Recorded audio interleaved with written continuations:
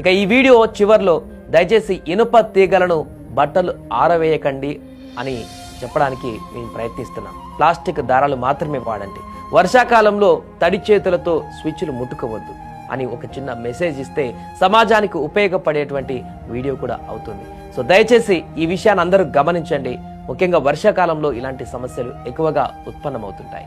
చలికాలంలో కూడా ఆ వెట్ అనేది ఖచ్చితంగా తీగల మీద మార్నింగ్ టైంలో కనిపిస్తుంటుంది. కాబట్టి ఎట్టి పరిస్థితుల్లో కూడా బట్టలు ఆరవేయడానికి ఇనుప తీగలు, ఇనుప చువ్వలు లాంటివి వాడకండి. థ్రెడ్లు మాత్రమే వాడండి. అవసరమైతే ఎలాంటి మృత్యువు పొంచి ఉంటుందో మనకు కూడా తెలియదు. కాబట్టి ఎలాంటి సందర్భంలో ఎప్పుడు ప్రాణాలు కబలించేటువంటి పరిస్థితులు ఎదురవుతాయో తెలియదు. కాబట్టి జాగ్రత్తగా ఉండడం మేలు. ఏదేమైనా ప్రత్యూష ఈరోజు ఈ లోకాన్ని విడిచి వెళ్ళిపోయినటువంటి ఘటన అయితే అక్కడ స్థానికంగా తీవ్ర విషాదాన్ని మిగిల్చింది. ఒక బాబు బట్టలు ఆరైపోయింది, కరెంట్ పెడతా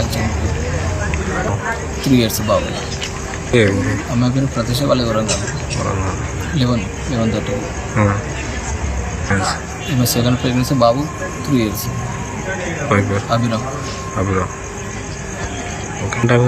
బర్త్డే ఇవాళ ఏం చేసుకున్నాం, ఇంకేం చేసుకోలేదు, ఏం చేసుకున్నాను తెలియదు.